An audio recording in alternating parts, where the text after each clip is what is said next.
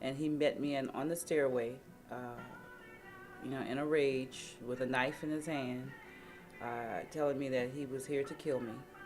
And his first thing he said was, "If I can't have you, nobody can." On July 29th, 2012, Rose Lampkin's ex-boyfriend broke into her house and assaulted her. It was a moment that would change her life forever, but today she's able to tell her story. So at this point, he started beating me, he started choking me, and it went on for hours at a time. Uh, he calmed down after about an hour, and this is when I attempted to try to escape the house so I can run into my neighborhood screaming for help. And he met me at the foot of the stairs and, asked me, "Where do you think you're going?" And I said, you know, "I'm just trying to get away because you're going to hurt me." That ex-boyfriend was Stephen Morgan, who would later go on to be charged with attempted murder, burglary to first degree, kidnapping, criminal sexual conduct to the first degree, and a firearms provision. He would then be convicted of all charges and sentenced to 38 years in prison. Research shows that 1 in 3 women and 1 in 4 men reported rape, physical abuse, or stalking by their partner.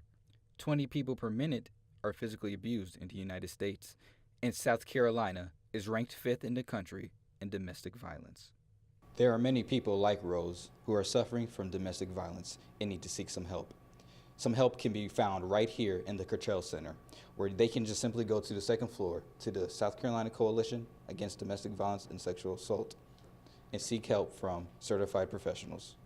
And one of those certified professionals is Executive Director Sarah Barber, who says that the impact on the victim is huge. But it's important to remember that there are emotional impacts, there's financial impacts, there are impacts on her children. It's sort of an all-round assault on a person as a human being, and it just creeps into every facet of their life for many, many years after. But Rose said that there was only one thing that got her through it all: faith.